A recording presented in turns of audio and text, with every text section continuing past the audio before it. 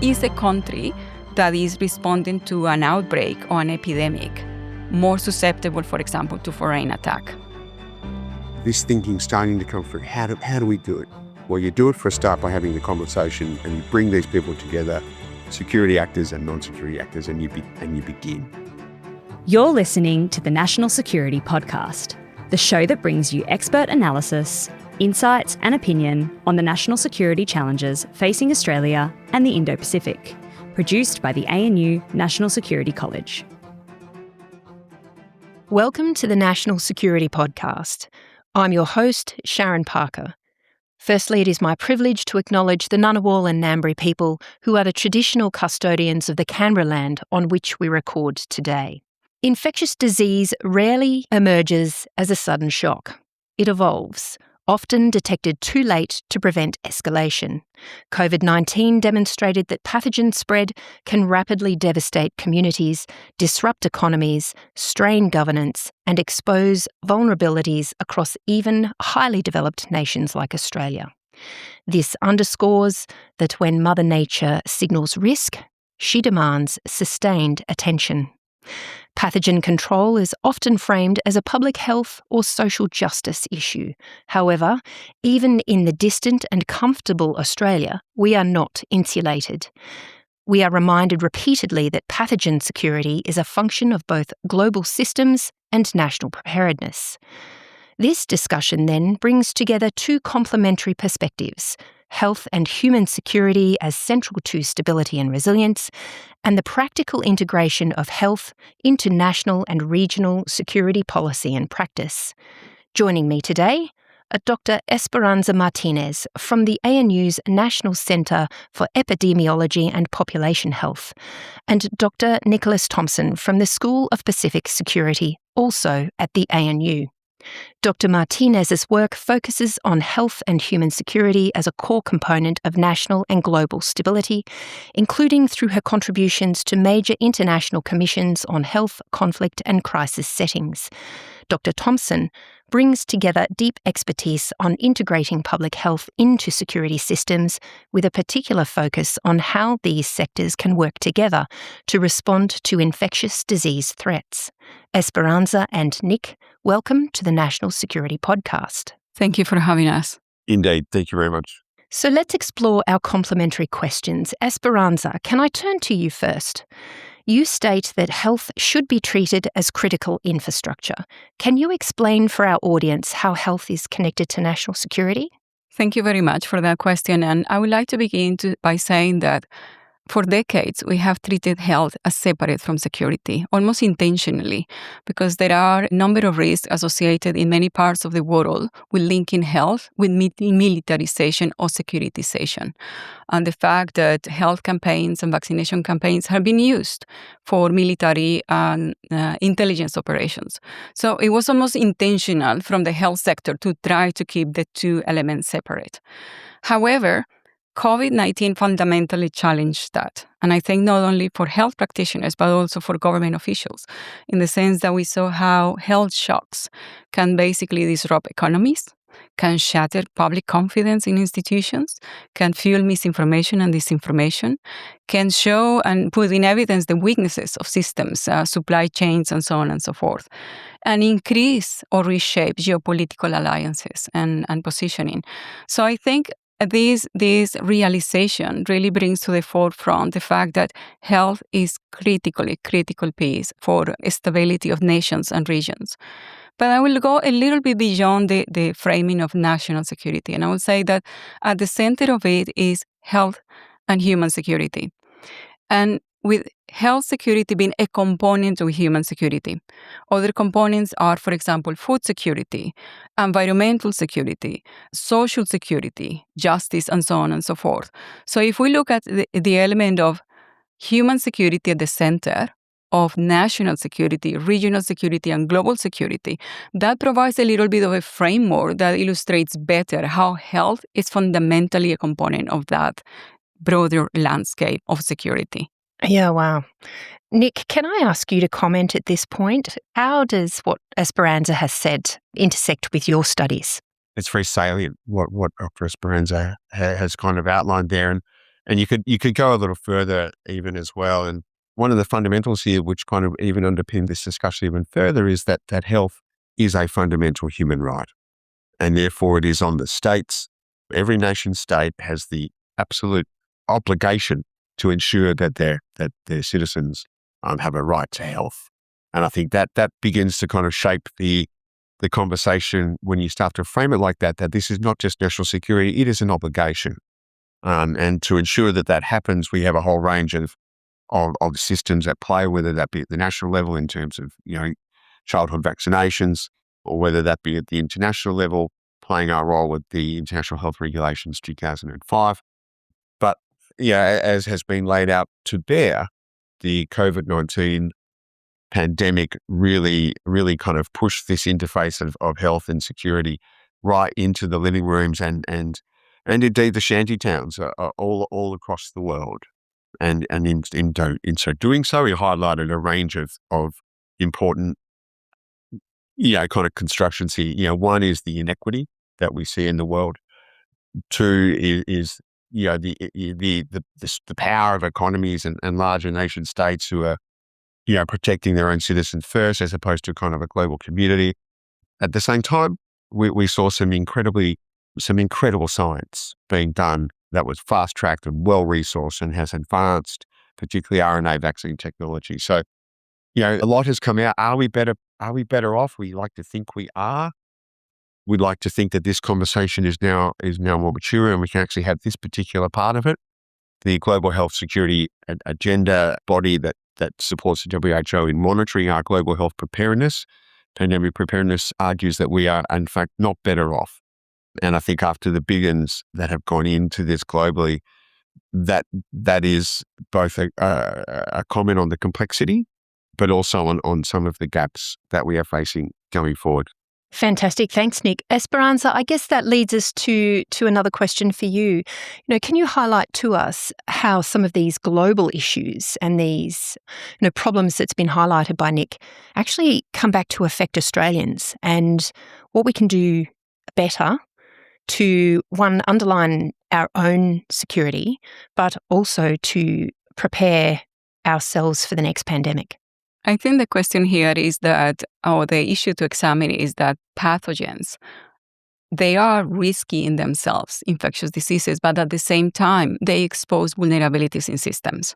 And I think that's what we need to, rather than asking how do we prepare for the next pandemics, how do we prepare for the next risk? Because the next risk might be an infectious disease risk, but it might also be a cybersecurity threat against health infrastructure. We saw, for example, in COVID, many hospitals, their confidential data was accessed using a lot of different weaknesses in the infrastructure. So when we look at this from a systemic perspective, how are we better prepared as a country and as a society?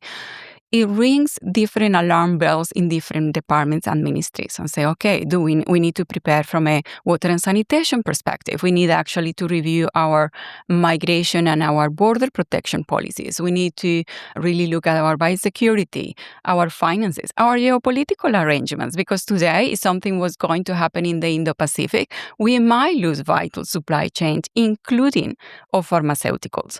So I think the question is, how are we better prepared as a nation to face different risks? Because the issue today is the pathogen risk sits in a polycrisis environment, meaning an environment where different risks are happening at the same time and one is complementing and worsening the other. For example, when we look globally, most of the outbreaks today are happening in places that are in active armed conflict. So there is the widespread of infectious diseases. Displacement as well is associated with the migration patterns of disease. But you have climate change, meaning that there are diseases that today are happening in different parts of the world that were before unknown and that have no immunity. But we also have misinformation that is undermining the ability and the willingness of populations to get vaccinated. So if this is on regular vaccination, let's think about the next pandemic by an infectious agent. How do we deal with that if people and populations are not going to get vaccinated? So it's an element of trust. So rather than looking at how do we prepare for that next pandemic, how do we prepare the systems to be better aligned with what we want, which is more resilient societies to be able to withstand multiple shocks. Look, Nick, I think that's the question for you. Trust as public infrastructure. How we actually know what the question is. What do you propose the answer or the rehearsal might be for this problem set? That's a super question. That's also some really super commentary there from Dr. Esperanza. Maybe a couple of additions there that might help freeing us up a bit historically as well. I think if we go back to COVID, and if we also look at our present diphtheria outbreak particularly in rural remote communities, both really tragically hit these communities incredibly hard. If we look at why is it those communities, why is it the small communities with the Bark Tennant Creek and Canteen Creek, and these communities at 3% of first dose COVID vaccine when the rest of the country was 83%. And if you look into the history of that, you're talking about a population that has been displaced already, that has access to Northern Territory Health government clinics that are placed in locale of these communities, and for whatever reasons over periods of time, an already fragile trust completely breaks down. It breaks down for several reasons. It breaks down for the reasons that Esperanza has also laid out, that misinformation, disinformation, malinformation, that are all super viral in this interconnected world, manifests, and all of a sudden a rumor becomes the scientific fact. And if you are in a rural or remote community and you don't feel that you're being listened to anyway, you might have a genuine question: does COVID actually prevent me getting pregnant if I'm a 16-year-old Indigenous woman, right? And you've got people in a clinic that are going, just get the shot, right? There is a disconnect there between how we translate science to the social realities of some of the communities in our own country. Now, take that back a little bit further, and if as a country, you could argue we undermined climate science for best parts of 3 or 4 decades, then all of a sudden we get hit by a global pandemic and we're telling everyone to take a vaccine. So wait on a second, what is this? We don't trust the science, but we trust this science. So I think it's incredibly important that we keep the integrity of our scientific community very much at the forefront of our thoughts here and of the way that we go about building that resilience that Esperanza has spoken to. You have to have a scientific community that is believed, that is trusted. And I think the diphtheria outbreak is just a classic flow-on effect of vaccine. Vaccine hesitancy is the wrong word, right? It's part of the story. But what we have seen, particularly with COVID and particularly with the way that social networks and the internet flows, is that, as you well know, and as many people in the security agencies know, this is where like-minded groups become echo chambers upon themselves. If I'm an anti-vaxxer and you are as well, Sharryn, we'll become friends pretty quickly on Facebook, and we'll say, I can't believe these scientists are trying to drill this down our throat again. So there's some of the kind of larger scale systems challenges that the intelligence community and national security cabinet need to be grappling with. How do we rebuild trust in science? And I think that's an aspect of it. And just as a final reflection on Dr. Esperanza's thoughts, totally correct in terms of where are we seeing real outbreaks. So polio, right? So Afghanistan, northern Nigeria, and Chad, right? And a bit of Pakistan for Sharla, right? Huge places of absolute fragility and conflict, and the inability of health services to access places. So even at that very basic level, the words ring true. I think what we're saying here is trust can actually really go a long way into shaping behaviour. And I would offer then that early detection becomes even more critical. So Esperanza, how do you think the early detection piece fits into all of this? Because everything we've spoken about is a response mechanism thus far. How do we get ahead of that cycle? Mm-hmm. And link it with the previous conversation about trust. I think for our audience, it will be really interesting because normally you say critical infrastructures are bridges, energy sector, hospitals, military facilities, you don't think of trust, something so intangible as a critical infrastructure. But actually, when you look at how do you actually respond to an infectious disease, you start by people reporting the symptoms. And very often, they don't even come from the human health sector. They come from the animal sector. And then is having the trust that the institutions are going to actually take that information and handle it with care to control the outbreak, not necessarily to create panic or to punish the very person that is reporting that something weird is happening with their herds or with their flock of animals. So that first element of detection, it takes trust for a community to actually allow a healthcare worker to confirm diagnosis. Then it takes trust to say the vaccine that you are giving me, as Nick was saying, is safe. It takes trust as well to say, okay, and I'm going to disseminate the right messages, and I'm going to try to base my social media feed on science. So all of those elements are actually deeply rooted on the trust of individuals and communities. And the challenge here, and you ask, Sharryn, how do we build trust? The issue with trust is that it takes time to develop it. You really need to spend time, and this at the political level is challenging because very often you have shifting politics and shifting political parties. So how do you maintain trust in the system despite the fact that you change leaders over time? The health situation of a nation doesn't change overnight. The health needs, but also the preparedness as well, should not be dependent on those political waves. So that's the first element. And the second element is identifying those figures within the community that actually are trusted. I was based in Geneva when the COVID-19 pandemic was taking place, and I was responsible for overseeing the humanitarian adaptations globally in situations of armed conflict.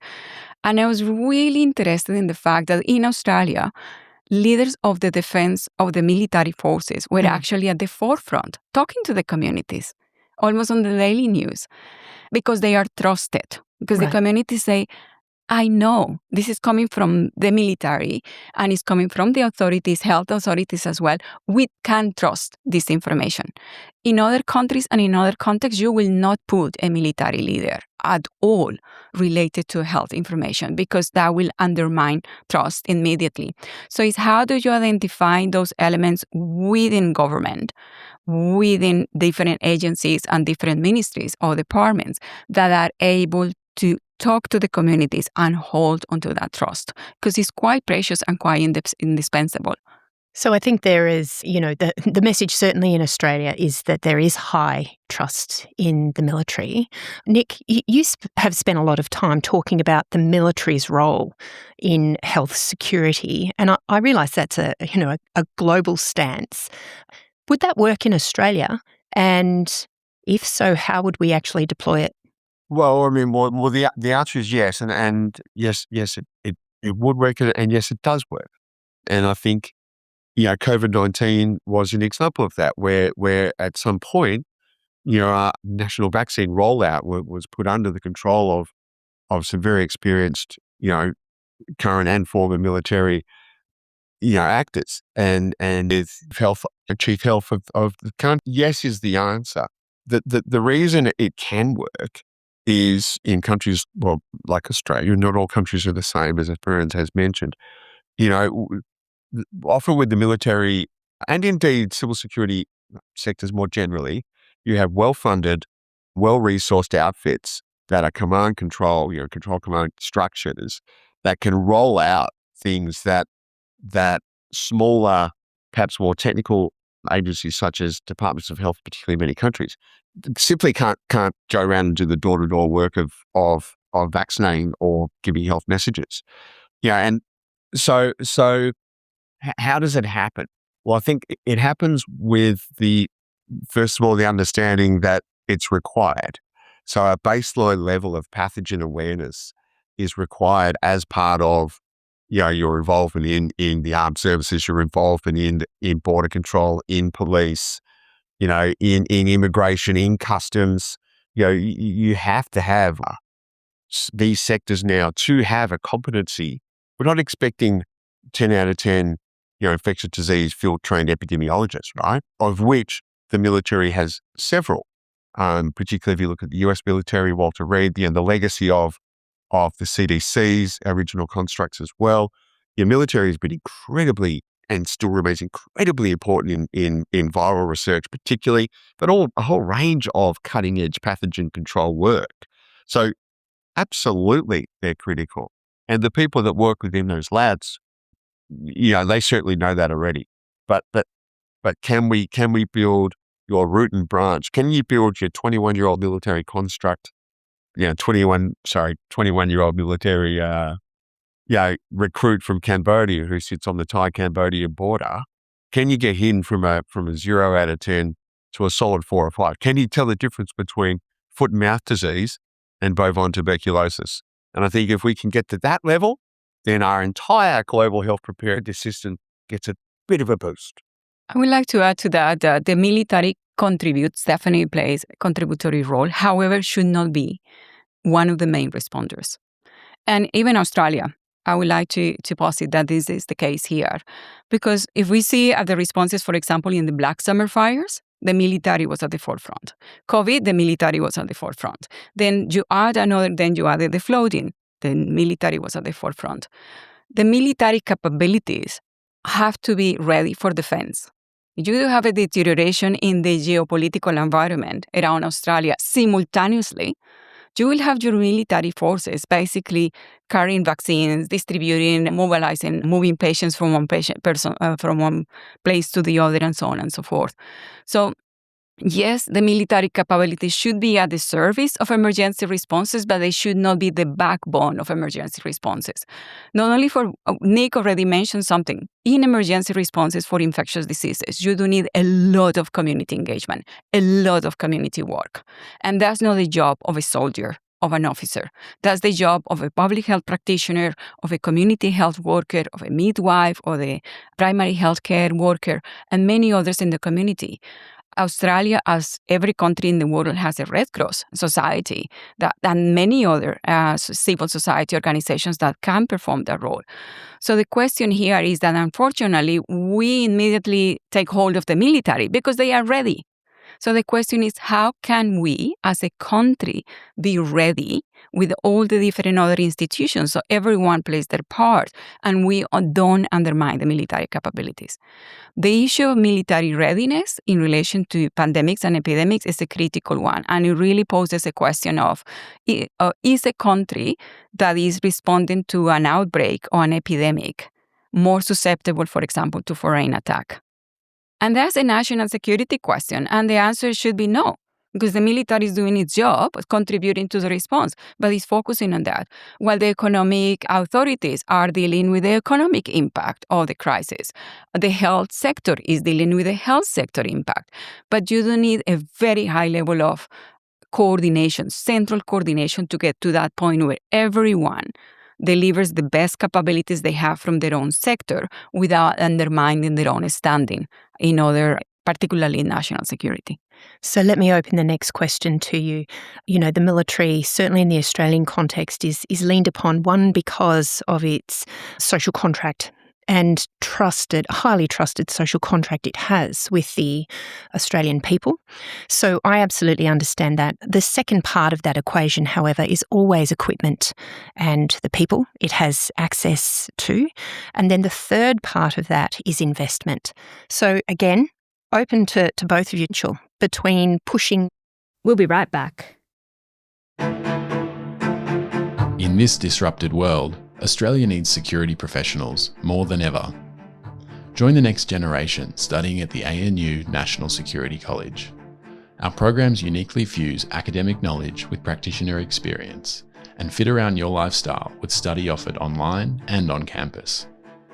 Follow the link in the show notes for more information about programs and scholarships. The ANU National Security College. Engaging minds for a secure Australia. Money toward the right department so that they can actually uptake responsibility for this as a whole in order to build the trust and then provide the response that is needed in Australia?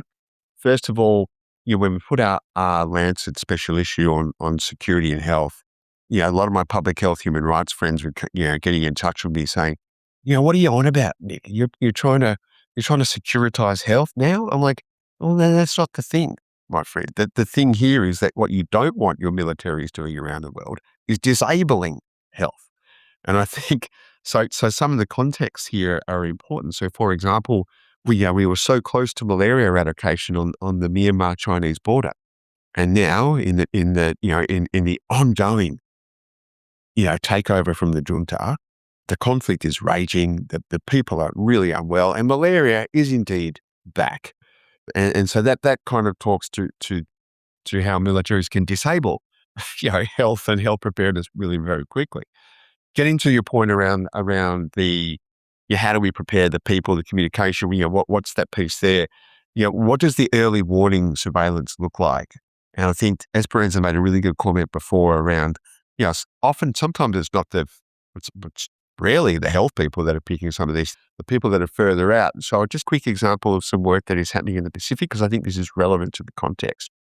The Pacific region and Visual Architecture has a declaration, the Boy Declaration of 2018. It's a really important document because it foregrounds climate and human security as the biggest security threats, followed by traditional security threats, transnational crime, narcotics, financial laundering, human trafficking, etc., cyber, etc. Regional architecture and the declaration that the leaders sign up to, it's on the national security guys to work out, well, hang on a second, how do we represent climate change as part of our national security? How do we represent biological threat preparedness as part of our national security? So all of a sudden, and you've been talking, Sharryn, ahead of this conversation today about, the intelligence community is, what do we need to do here? How do we kind of take it a bit further? Because it's clearly part of the national security debate. And so I would look to recent examples of some work. So in the Pacific, this idea of an early warning, all hazard surveillance ultimately comes under the National Disaster Management, but that act has changed to now be preparedness and prevention as well as response, and it's all hazards. And within that, there is a subcommittee in Fiji of the Prevention Preparedness Subcommittee of the National Disaster Management Organisation to look at early warning surveillance that then reports directly up to National Security Cabinet. Now, through tabletop exercise or SIMEX or whatever you want to do, you can test the very boundaries of the country literally. So you could set up scenarios, or we have, where it's the fishermen's wives who are calling the cops saying their fishermen haven't come back for another day and a half because they've had to go further out to sea because they're reporting some kind of algal bloom. So all of a sudden that signal then comes back. The health authorities are picking up, hang on a second, we've got a bunch of kids with neurotoxic disorders going on here. You go down to the seafood markets and the crabs that live for 3 days are dead in one. Okay, well, let's start to put a little bit together and then put it up at provincial, divisional, district, and then into the national committee, and all before we've even raised the spectre of military involvement. All right, so that's how A, you keep them back. It's B, how you actually actively involve communities. And I know when we look at the stuff in Northern Australia with some of our Indigenous rangers and the work that they're doing, both in border control and infectious disease, is an example of primacy here too. So there's some food for thought there, I would hope. I think so, absolutely. Esperanza. Yeah, to answer your question, I would like to take a little bit of a global overview and then zoom into Australia. And we're looking at the humanitarian needs today, and we say most of the outbreaks and the potential new pandemic is going to emerge from an area in active war. The amount of funding required today to attend the life-saving needs globally is less than 1% of the global military expenditure. Less than 1% to actually attend life-saving needs, including healthcare. It's an astounding It is sobering. thing to And think it about. is when we look and we say, oh, we invest so much in overseas development assistance, or we invest so much on humanitarian action. Why do we do that? Well, because these investments are not charity. These investments are actually building our own capability, our own resilience, because the less fragility there is around us, then the more protected we are. And I tend to say that Australia is an island geographically, but it's not an island when it comes to risks and pathogens particularly. They don't have a passport. It doesn't matter if we have a super military capability. They will just basically are able to move in a different way.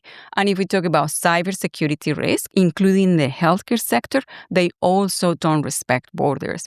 So I think that element of fragility and investment, I think we do have the perception that we are investing a lot of funding, a lot of money in overseas development assistance. And we see it as a duty, as something, we should be spending that money in Australia. Actually, the overseas development assistance to reduce fragility increases the resilience of systems around the region and around Australia that can detect pathogens early, can treat them, and can actually contain them. So the whole element of the response. So what we see globally, which is this element, we disinvest in overseas development assistance and humanitarian action, which includes a large portion of health, to dedicate to defense, is also replicating here. We see an increased defense expenditure because we want to be safer. And that's the responsibility of a government from a national security perspective.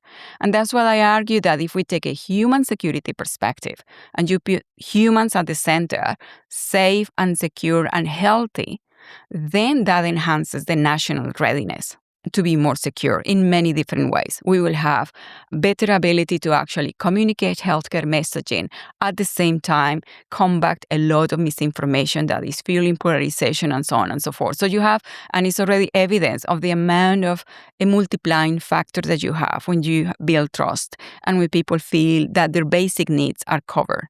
And we still have a lot of inequity within Australia that we haven't resolved. So it's all of those questions on how do we actually invest, not necessarily less in defense, but we also create some balance on the investments that we do in the other sectors. And moving beyond that is have a national conversation of why do we need to invest in other sectors in order to be better prepared from a national security perspective, which is exactly the conversation we are having today. And it leads to the overall resilience factor, I think, of any nation state, but certainly ours. You know, it's a fantastic idea, and I think there's a lot in that to actually chew on as we consider that while the head of ASIO comes out every year and speaks about national security threats, perhaps we need to lean more on some of our human security leadership, climate security leadership, to actually come out and deliver a similar speech. I know, Nick, you were talking about the documents being available. I've seen them as well online. But that speech to the Australian community speaks to how we debate some of these issues. Nick, you speak of One Health. What does that look like for a future Australia? Great question. Just to backtrack a slide, maybe Esperanza, we could, as you go further, right? Like, how much do we invest in development assistance versus military spending on war? How much do we invest in peace? And I think, as a kind of a, let's protect the species and the planet kind of person, you would love to see more efforts investing in peace so we wouldn't need to spend billions and billions on war. That said, Esperanza and I were talking about this yesterday, and I can reference this because it's in the construct of national security as well.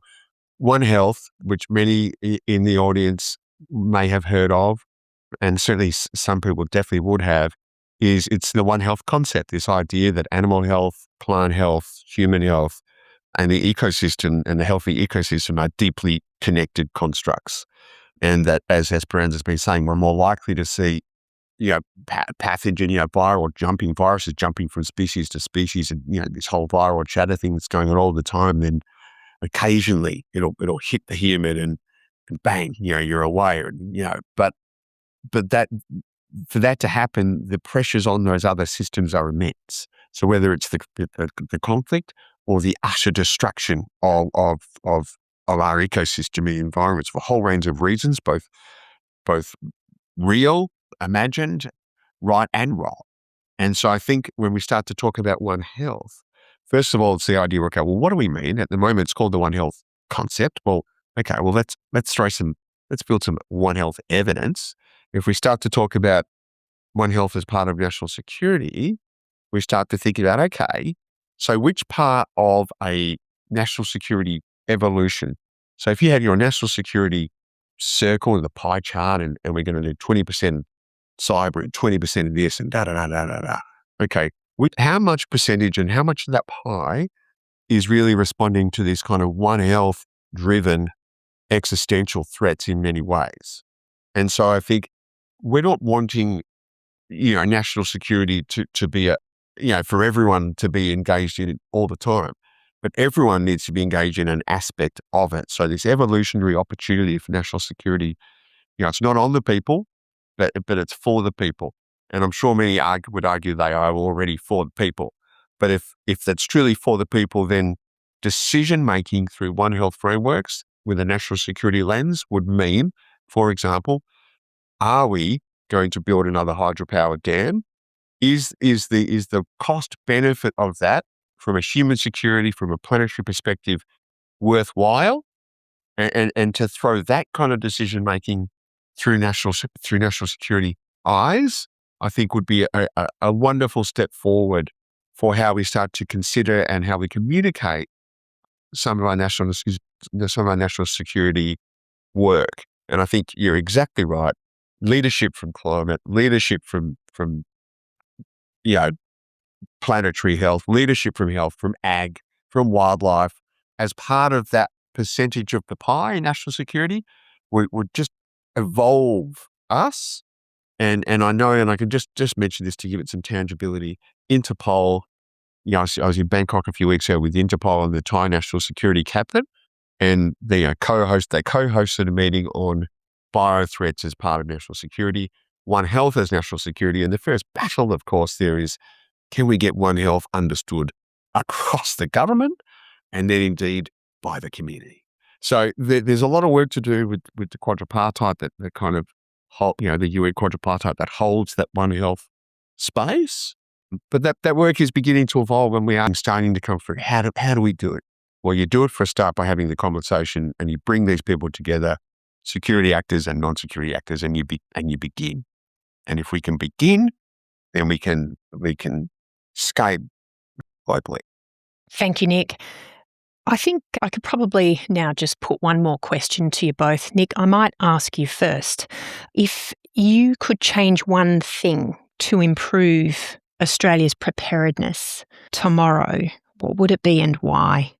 I have nothing but admiration for Australia's disease surveillance people and the ag sector, the vets, the ACDC more generally as a construct, although it is new, and I think we need to give it its time to find its feet, and it's getting a really good test right now with the H5N1 avian flu circulating. So I think we are emerging into the right spaces with that. And if you take this a little geopolitically, which often national security is seen through or operates through, right? How can we influence our nearest and dearest, our Asia Pacific, our global partners? Can we begin to start talking about One Health as a construct of national security, regional global security, more genuinely, more practically, with more examples of how we're doing it, with more people that speak to those things brought into national security discussions? And I think, national security, to me, people who aren't involved in it directly day to day, is a construct that they won't understand. They don't necessarily want to either. They're grateful for it, but that it's people in suits in underground, cabinet rooms, doing stuff, and that's all to the good. But I think if we bring it into the light for aspects of it that are existential, I think we will begin to develop a really cognizant, resilient, and engaged society. And hopefully that's the kind of societies that we can help support in other parts of the world. That's what I'd do. Thank you, Nick. Esperanza, can I leave you with the last word today? If you could change one thing to improve our preparedness tomorrow, what would it be and why? I would improve coordination between the different agencies. I think Australia has all the expertise that is required, not only to address infectious disease preparedness in the sense of identification, response, and recovery, but also other threats that might be coming in our way. And in the current environment, we do need to consider a multi-threat environment. But the issue is who coordinates who, when, If we look at COVID-19, there were so many different agencies. The coordination between federal and state took time. So if we look at other examples, Singapore has a very centralized coordination model that is not only activated when there is a crisis, but is actually actively pursuing coordination across different ministries to be better prepared. So I would say if we are going to improve as a nation to withstand the next shock, which is the very definition of resilience, is to withstand shocks, respond, and recover, we will need to be better at centrally organizing that. And you have the CDC, which is technically very focused on infectious diseases. It's Center for Disease Control. But then again, how do you coordinate that with the animal sector, animal welfare sector, with migration and borders, and so on and so forth? So I think a central coordination mechanism, I think, is the way to go. And a central coordination mechanism that is efficient, that is accountable to the people, to the society, that is transparent, and over time actually builds trust. We already discussed the military in Australia and that element of trust building. It will take time, but we are in an era where more and more challenges are being added. So it's just climate change, the risk of pandemics, geopolitics, then we have an economic downturn, and then we have many more that are still to come. So in that environment, it will be almost irresponsible not to think about a central coordination mechanism that deals with both preparedness, response, and recovery for multi-hazards, multi-threats. Fantastic response. Thank you very much.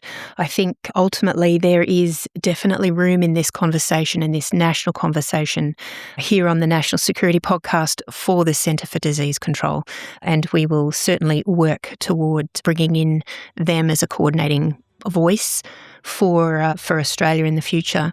Esperanza Martinez and Nick Thomson, thank you very much for having this conversation with the National Security Podcast today. Thank you. It's been a pleasure. Thanks so much. Thank you for listening to the National Security Podcast. We welcome listener feedback and suggestions at any time, so please get in contact at natsecpod@anu.edu.au. For more important conversations about Australia's national security, please subscribe to the podcast, our YouTube channel, and follow us on LinkedIn and Twitter to receive the latest updates.